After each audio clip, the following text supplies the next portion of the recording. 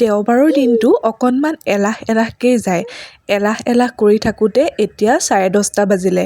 আজি ৰাতিপুৱা আহাৰত পুৰি আৰু আলু ভাজি বনাইছিলোঁ, কিন্তু ভিডিঅ' একেবাৰে কৰা নহ'ল। আৰু আজি ইমানেই বেছি বতাহ মাৰিছে, গোটেই গুৱাহাটীখন ধূলি হৈ পৰিছে। এজাক বৰষুণৰ খুবেই প্ৰয়োজন আছিল, কিন্তু কি ক'ব, বৰুণ দেৱতাই যদি অহা নাই আমিনো ক'লে কেনেকৈ হ'ব, নহয় জানো? আৰু মানুহজনে এয়া বজাৰৰ পৰা মাংস আৰু পাভ মাছ আনিলে। ভাবিলোঁ পাভ মাছৰ লগত অক্ষয় বেটাৰ কাৰণে নৰসিংহ জোলকে বনাওঁ। আৰু এয়া নৰসিংহ জোপা কুঁহিপাত মেলিছে বাৰু।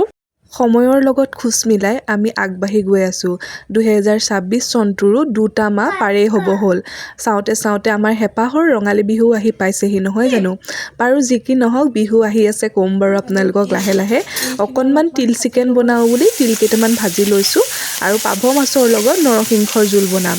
এনেদৰে মাছকেইটা প্ৰথমে ভাজি লওঁ। গোটেই মাছকেইটাই মই ভাজি পেলাই থৈ দিম আৰু নৰসিংহৰ জোলকণ মই বনাই ল'লোঁ। আমাৰ অক্ষয় বেটাই নৰসিংহ ভেদাইলতা খাই বাৰু ভালেই পায়।